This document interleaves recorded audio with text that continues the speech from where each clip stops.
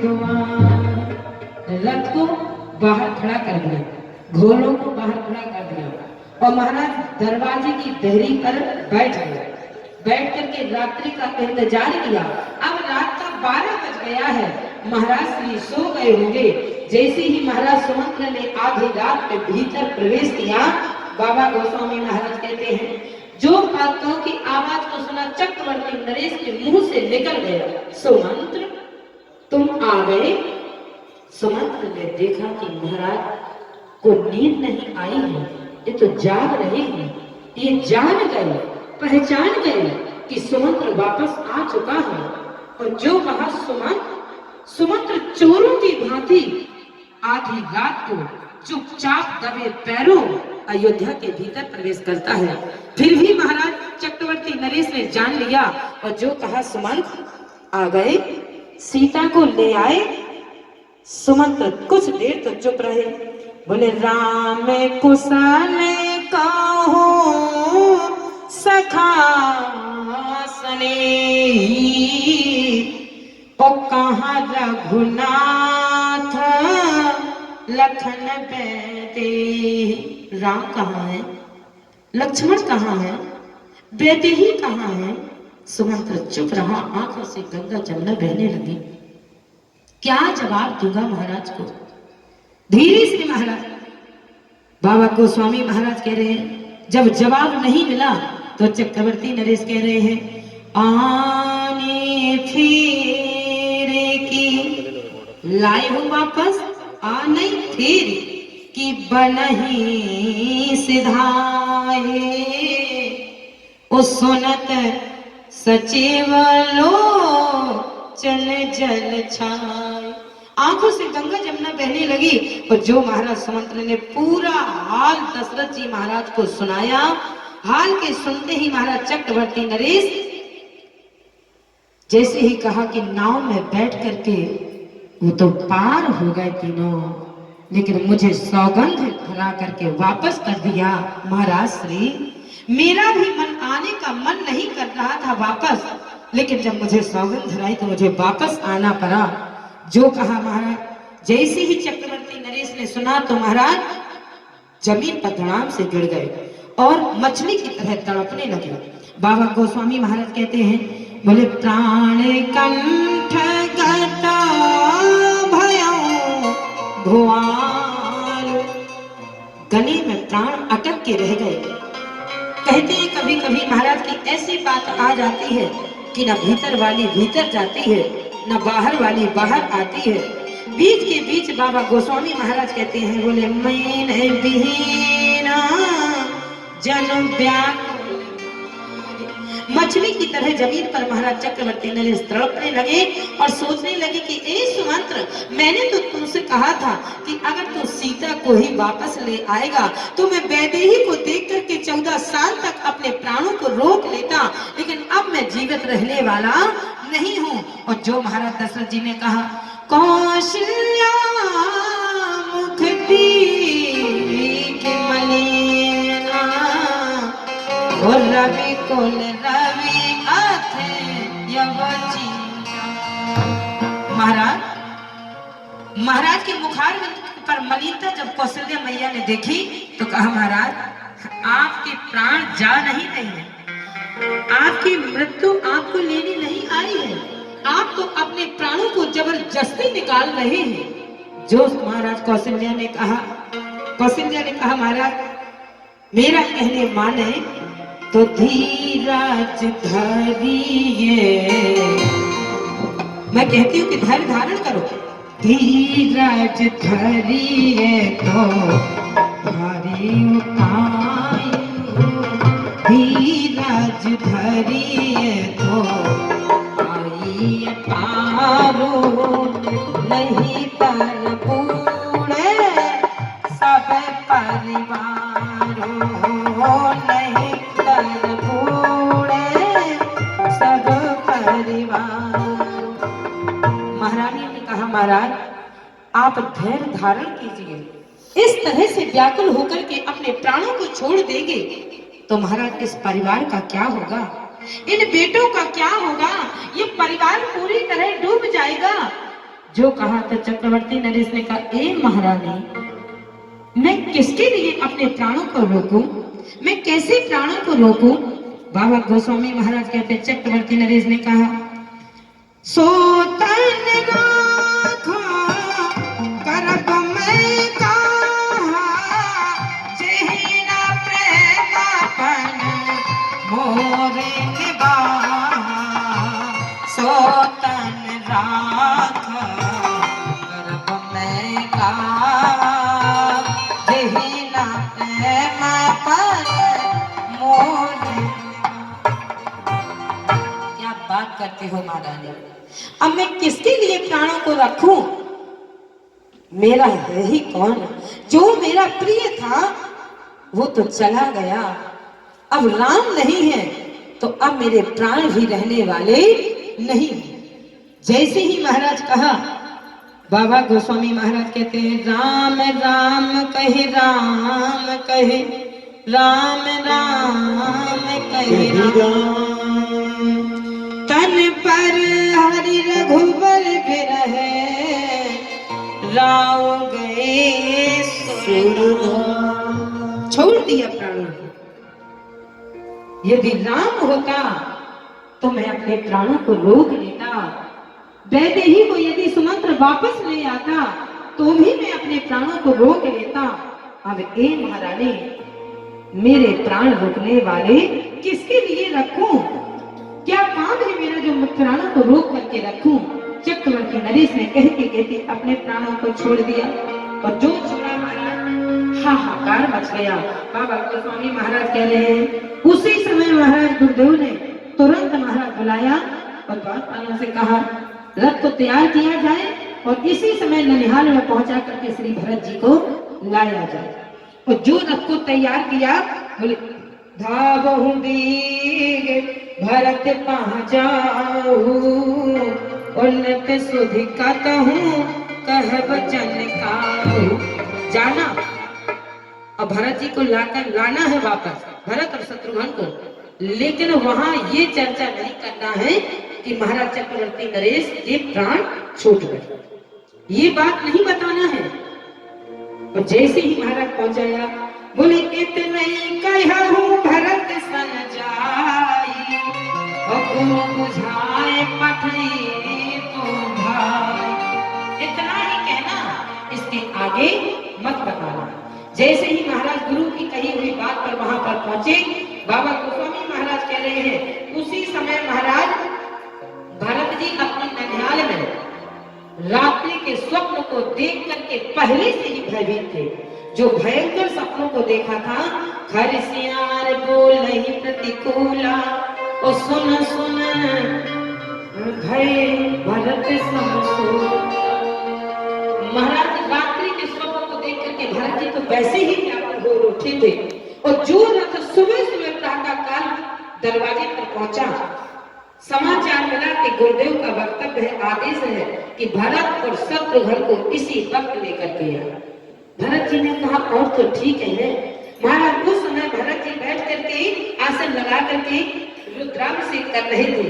रुद्राभिषेक करते करते जो समाचार मिला, भरत जी समझ गए कि जरूर कुछ बात है, लेकिन जब कोई बात आगे नहीं मिली, मन में सोच ही रहे थे। बाबा गोस्वामी महाराज कहते हैं, उर्जन मिलाई ना कहीं कछु।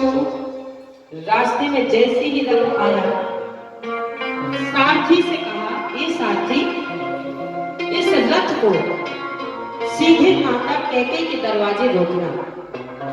इसका मतलब है कि भरत जी को कुछ पता था ही नहीं, ना तो कौशल्या के महल के दरवाजे रोकना, न सुमित्रा मैया के दरवाजे रोकना, न पिताश्री के दरवाजे रोकना, माता कैकेयी के दरवाजे रथ को रोकना।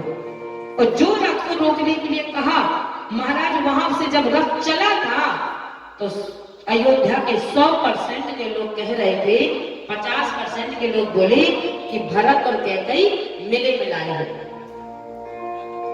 50% के लोगों ने कहा, ठीक कह रहे हो, नहीं तो राम जी के वनवास जाने के पहले क्यों नहीं भरत को बुलाया, और जब वनवास चलेंगे तभी भरत जी को क्यों बुलाया जाएगा। 25% के लोग बोले कि हम देख लेंगे तब मानेंगे।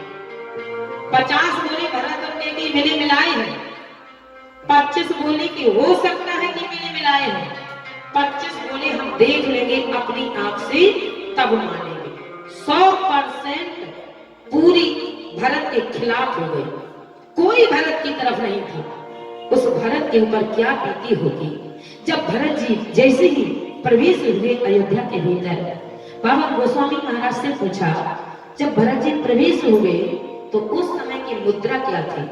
बोले भरत जी की अपार दुख तो तब होगा जब अगल बगल पब्लिक बैठी हुई है और भरत जी से कोई राम जोहार नहीं कर रही है, कोई कुशलता नहीं पूछ रही है। भरत जी के अपार दुख होगा कि होगा क्या है, मुझसे कोई राम राम भी नहीं कर रहा है। और रथ जाकर के जैसे ही कैकेयी के महल के दरवाजे रोका गया, सारथी ने रोका, बाबा कहते पुरजन मिलहि न कहहि कछु, गवहि जोहार न जाय। कोई राम राम नहीं, भारत कुशल पूछ न सकहि, भय विषाद मन मान। अपार दुख हो गया, विषाद हो गया। और जैसे ही कैकेयी के दरवाजे रुका तो जो 25% के लोग कह रहे थे कि हम अपनी आंख से देखेंगे तब मानेंगे, उन 50% और 75% लोगों से 25% वाले बोले ठीक कह रहे थे कि भरत और कैकेयी मिले मिलाए हैं। देखो रथ जाकर के महारानी कैकेयी के ही दरवाजे क्यों रुका, सुमित्रा के दरवाजे क्यों नहीं रुका? इसका मतलब है कि महारानी कैकेयी और भरत की मिली भगत थी। ए बेटा, तुझे मैं ननिहाल से जब बुलाऊंगी जब राम जी को 14 वर्ष का वनवास निकाल दूंगी। और जैसे ही महाराज भरत जी सीढ़ी की दरवाजे पर चढ़े तो बाबा गोस्वामी महाराज से पूछा कि भरत चरित संभला कैसे? बोले भरत चरित ऐसे संभला जब महारानी कैकेयी ने सुंदर आरती की थाली सजाकर के दरवाजे पर आई और ज्यों ही आरती करना चाहा और भरत जी जैसे ही सीढ़ी पर चढ़े तो महाराज देखा, बाबा गोस्वामी महाराज पंक्ति लिख रहे हैं, जैसे ही देखा कि महाराज मांडवी की आंखों से गंगा जमुना बह रही है, आधा किवाड़ मांडवी लगाए और आधा किवाड़ खोले, माता के हाथ में थाली और पत्नी की आंख में आंसू, जरूर कुछ गड़बड़ है अंदर। वही भरत जी सहम गए और जो सहमे महाराज तो आरती को नहीं सीधे महारानी कैकेयी से अपनी मां से प्रश्न कर दिए। बाबा गोस्वामी महाराज कहते हैं कि भरत चरित संभला कैसे? बोले भारत दुखित परिवार निहारा। अपनी आंख से देखा परिवार में, बोले बेटा बेटी नहीं आते हैं, परिवार में केवल दो होते, पति और पत्नी। बाबा तुलसीदास जी महाराज कह रहे भरत दुखित परिवार निहारा। अपनी पत्नी की आंख को देखा कि आंसू छलछला रहे हैं, जरूर कुछ गड़बड़ है। और जैसे ही भरत जी ने आंख में आंसू देखा तो बोले महाराज यदि मांडवी रूपी पिलर ना देखा होता, मांडवी रूपी पिलर ना होता तो भरत रूपी छत नीचे आ जाती। जैसे ही महाराज बाबा कहते हैं, बोले सजी आरती मुदते ओर धाई, और द्वार ही भेंटा भवन ले आरती सजा करके। जो भरत जी ने महाराज देखा, भरत दुखित परिवार निहारा, मानहु तुहिन बनज बन मारा। सहम गए भरत जी कि जरूर महल के अंदर कुछ गड़बड़ी है। और सीधे महाराज महारानी कैकेयी से पूछ दिया, माँ पिताजी कहाँ हैं? जो देखा महल खाली, कक्ष खाली, खाली तो नहीं होना चाहिए। बाबा तुलसीदास जी महाराज से पूछा तो भरत जी महल कैकेयी के महल के दरवाजे ही क्यों रखो लाए? भाई सब कहेगी कि भरत और कैकेयी की मिली मिलाई भगत है। तो बोले बात उसमें एक थी, उस समय 3 बज रहा था, पिछले पहर धूप नित जागा, और आज हमें बड़ अचरज लागा। 3 बज रहा था। भरत जी ने सोचा कि इस समय 3 बज रहा है दिन का, दोपहर का, तो इस समय कथा चल रही होगी महल के अंदर। और कथा माता कैकेयी के महल को शोधन किया गया था, कि माता कैकेयी के कक्ष में कथा होगी। तो जब 3 बज रहा है तो क्यों महाराज किसी के महल के दरवाजे रोकूं, सीधे सीधे महल माता कैकेयी के दरवाजे रथ को रोकूं तो कथा भी सुनने को मिल जाएगी और एक साथ सबसे मिलना भी हो जाएगा। भरत का इसमें कहीं कोई दोष नहीं था। जैसे ही महाराज देखा, वो तो मांडवी रूपी की आंखों को देख करके भरत जी ने जैसे ही देखा तो भरत चरित्र ऐसे ही संभला कि मांडवी रूपी पिलर यदि ना होता तो भरत रूपी छत नीचे चली आती। बाबा गोस्वामी महाराज कहते हैं जब अंदर महल के नहीं देखा किसी को तो माता कैकेयी से पूछ दिया, मां सब कहाँ है, कथा का क्या हुआ? कथा चल रही थी, ये तो कथा का समय है। महारानी कैकेयी ने झूठे मूठे आंसू बहाना शुरू किए। जो आंसू निकालना शुरू किया, बाबा कहते हैं भरत जी ने जो पूछा, कहूं कहाँ तात कहाँ साध माता, ओ कहाँ से राम लखन प्रिय धाता। महारानी कैकेयी ने आंखों से आंसू बहा करके कहा, भरत विधाता ने थोड़ा सा बिगाड़ दिया है, तेरे पिताजी का स्वर्गवास हो गया है। जो भरत जी से कहा, बाबा गोस्वामी महाराज कह रहे हैं, ताते ताते हाँ ताते पुकारी पर उधरन व्याकुल बल भारी, तात ताते हाँ ताते पुकारी पर उधरन व्याकुल अति भारी। जमीन पर गिर गए भरत जी, मूर्छित हो गए। तुरंत महाराज जल का छींटा लगाया गया। थोड़ी देर में भरत जी होश में आए। मां पिताजी मुझे भी नहीं बुला पाए, एक बार मुझे तो बुला लिया होता, मेरा हाथ भैया राम के हाथ में दे देते। मां अच्छा पिताजी ने चलते समय मुझे याद नहीं किया, पिताजी ने मेरा नाम नहीं लिया, एक बार पिताजी ने यह भी नहीं सोचा कि मैं भरत के हाथ को राम के हाथ में सौंप दूं। जैसे ही कहा, महारानी कैकेयी ने कहा, भरत पिताजी ने तेरा नाम नहीं लिया, फिर राम राम कहा राम। भरत ने कहा, मां तो भैया राम कहाँ थे? क्या राम भैया भी नहीं थे पिताजी के जब प्राण निकले? अब कैकेयी सहमी। अब कैकेयी ने सारी घटना को भरत जी के सामने रखा। हाँ भरत राम भी नहीं था, तो कहां थे भैया राम? अब महारानी कैकेयी ने कहा कि मैंने अपने 2 वरदान मांगे थे, क्योंकि भरत जी के विलाप को देख करके महारानी कैकेयी को लगा। भरत जी ने कहा, मां एक बार विधाता इतना तो कर देता कि पिताश्री मेरे हाथ को राम जी के हाथ में दे देते, क्योंकि चलत न देखन पायम तो ही तात न राम ही सौंप्यो मोहि। दहाड़ मार करके विलाप करने लगे, रोने लगे भरत जी।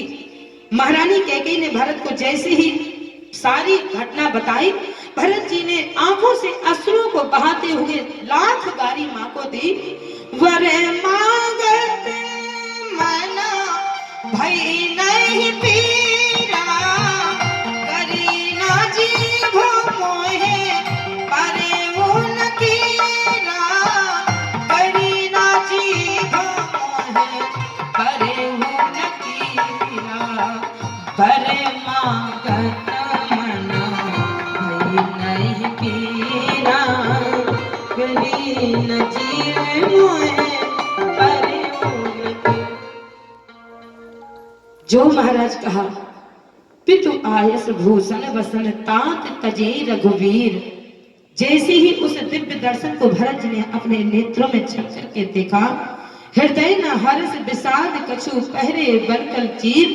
मैंने अपने 2 वरदानों को मांग करके महाराज राम के लिए वनवास दे दिया, और भरत तेरे लिए यहाँ जो साजिश रची जा रही थी, मैंने तो तेरे हित का कार्य किया और तू ही मुझे कन्या कहा है। भरत, मैं तेरी माँ हूँ, चली जाए सामने से मेरे। तेरा तो पुत्र मैं कहां से कहलाया हूँ। विधाता ने मुझे ऐसी कोख में क्यों जन्म दिया है, ऐसी अभागिन माँ के गर्भ से मुझे क्यों पैदा किया है। भरत जी ने जैसे ही लाख कार्य की, उसी समय महाराज गुरुदेव का आगमन हो जाता है और भरत जी से कहते हैं, बेटा आगे का जो कार्य है पहले उसे संभालो। जो महाराज भरत जी ने जैसे ही गुरुदेव के आए, इसको बोले सरयू तीर रथ चिता बनाई और जनो सुरपुर सो पान सुहाई कि तू हित भरत तीन जस कर ली सो सुख लख जाय नहीं मरण। पिताजी की अंत्येष्टि क्रिया कर्म किया। सुदिन सोध मुनि बर तब आए सचिव महाजन सदन बुलाए। दरबार लगा और दरबार के लगते ही महाराज उस सभा में एक सीट खाली पड़ी है। बकाया की सब सीटें भरी हुई हैं। वो सीट जो खाली थी, महाराज चक्रवर्ती नरेश की गद्दी खाली पड़ी हुई है। और जैसे ही भरत जी देखते हैं तो थपकियां मार करके आंखों से अश्रु बहाते हैं। जो महाराज गुरुदेव ने कहा, भरत अब ये रोने का समय नहीं है, क्योंकि गद्दी खाली नहीं होनी चाहिए। पहले के महाराज जो राजा होते थे, उनका लड़का नियुक्त कर दिया जाता था, राजा बना दिया जाता था, तिलक कर दिया जाता था। लेकिन अब लोकतंत्र चल रहा है। जैसे कि महाराज आज तक जिसने भी जो कार्य के लिए सोचा वो नहीं कर पाए हैं। यहां तक कि महाराज इंदौर की महारानी अहिल्या देवी ने मन में विचार किया था कि मैं जाकर के मन की इच्छा को सोचा कि अयोध्या में जाकर के रामलला सरकार तंबू में बैठे हुए हैं, क्यों ना मैं जाकर के आज के 500 साल पहले मंदिर में सोना रखवाना चाहा कि सोना लगवा दूं। लेकिन मुगलों के अधीन जब इजाजत नहीं मिली, आदेश नहीं मिला, तो फिर महाराज अहिल्या ने जाकर के काशी विश्वनाथ में उस सोने को जो ऊंटों से लाद करके ले गई थी, मढ़वा दिया। आज वही समय महाराज हमारे मोदी जी ने मुगलों से जो उनके अधीन था 500 साल पूर्व की बात, आज मोदी जी ने वो काम किया है जो हमारी महारानी अहिल्या इंदौर की महारानी ने नहीं कर पाया था। वो काम किया है कि ताले को तोड़वा करके और महाराज उस मंदिर में भव्य निर्माण करके राम जी की प्राण प्रतिष्ठा करी है। तो हम तो कहेंगे महाराज कि इस समय पहले राजा ऐसे होते थे कि उन्हीं के बेटा को राजा नियुक्त कर दिया जाता था। अब लोकतंत्र की हवा में महाराज वोटों का जो होता है, हम तो कहते हैं कि भगवान के नाम पर जो भी वोट डाले वो एक वोट अपना राम के नाम पर अर्पित करता जाए। क्यों? अगर राम के नाम पर यदि आप ये वोट डालेंगे तो ये सारे वोट आपके राम के नाम पर जाएंगे। भगवान का नाम लेकर के यदि वोट को अपना डालेंगे तो वोट बोले महाराज जो हमारे मोदी जी कर रहे हैं, सनातन के धर्म को भक्ति को मजबूत कर रहे हैं, तो हम क्यों ना महाराज मोदी जी के हाथों को मजबूत करें, जो धर्म की धुरी को मजबूत करने वाले हैं, सनातन के धर्म को मजबूती बढ़ाने वाले हैं। तो महाराज हम भी अपने भगवान के नाम पर एक वोट दे करके हम अपने मोदी जी के हाथों को मजबूत करें। आज वो काम मोदी जी ने किया है जो 500 साल पहले हमारी महारानी इंदौर की महारानी अहिल्या ने नहीं कर पाया था।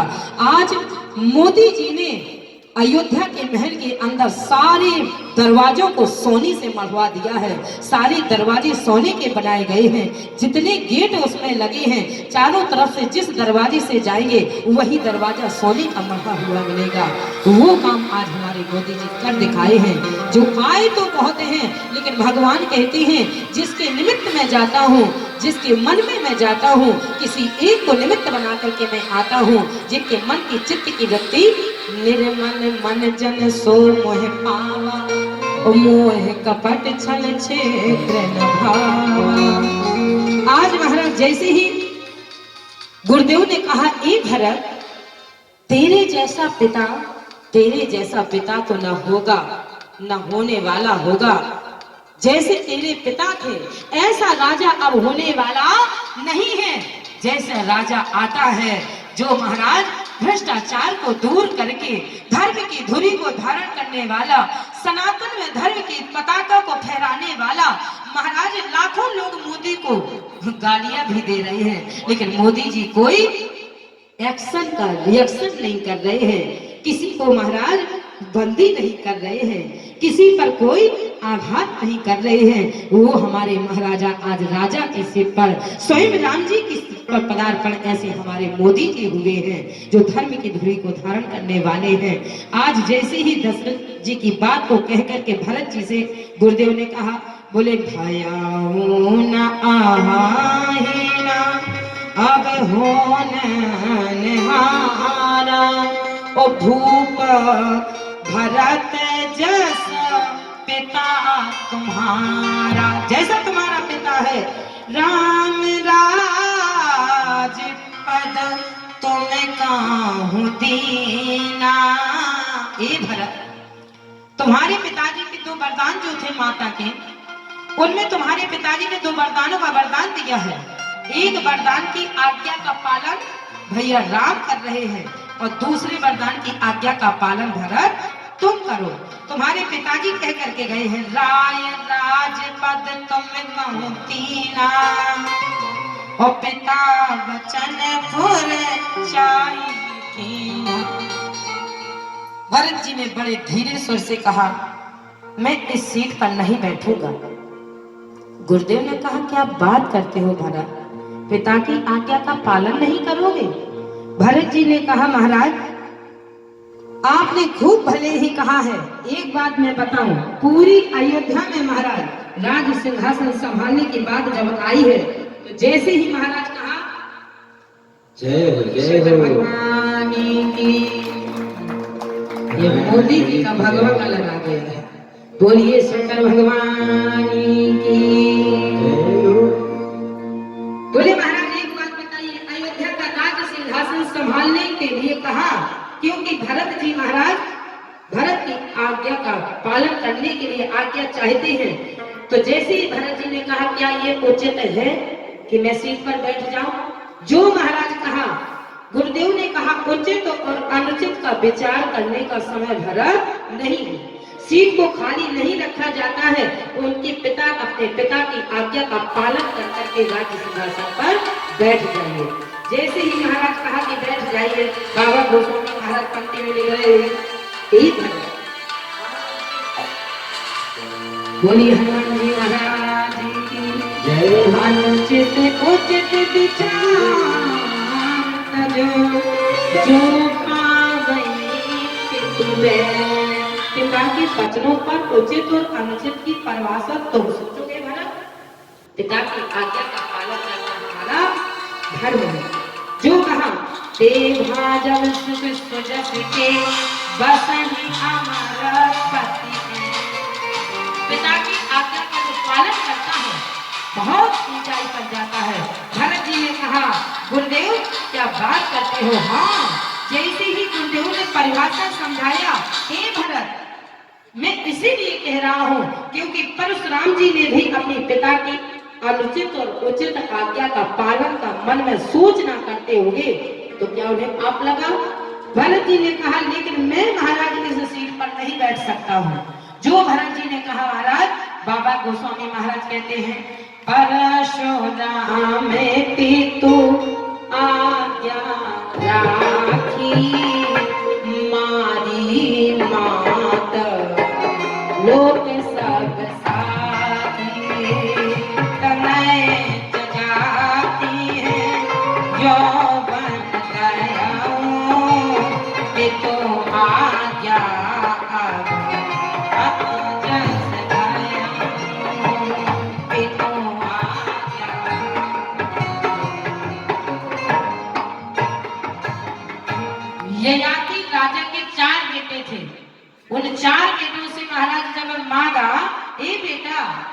अपनी आयु मुझे दे दे और मेरा बुढ़ापा तू ले ले। तीनों बेटों ने मना कर दिया। क्या बात करते हो पिताजी, आपकी आयु पूरी हो चुकी है, आपने तो सब कुछ देख लिया है, तो अभी भी आप हमारी उम्र मांगना चाहते हैं? हाँ, मेरा बुढ़ापा तू ले ले बेटा और अपनी जवानी मुझे दे दे। ये तो पिताजी धर्म की बात नहीं हुई। तीनों ने पिता की बात को नकार दिया। क्यों? बोले राजा ययाति ने अपने बेटों को अनुचित आज्ञा दी थी कि तुम मुझे अपनी जवानी दे दो और मेरा बुढ़ापा तुम ले लो, इसलिए। लेकिन ए भरत, तुम्हारे पिताजी ने अनुचित आज्ञा नहीं दी है। और क्यों दी थी? बोले इसलिए दी थी। सीधे अपने बेटों से कहा, बेटा मैं अभी भोगों से परिपूर्ण नहीं हुआ हूँ, इसलिए मैं चाहता हूँ कि अपनी जवानी मुझे दे दे और मेरे बुढ़ापे को तू ले ले।